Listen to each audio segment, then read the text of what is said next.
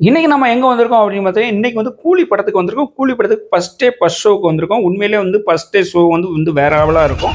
அது இல்லாம opening scene வேற. அது இல்லாம ரசிகர்கள் ஆரவாரம் வந்து பயங்கரமா இருந்துச்சு. உண்மையிலே வந்து வெறித்தனமா உள்ள டான்ஸ் ஆடுனாங்க.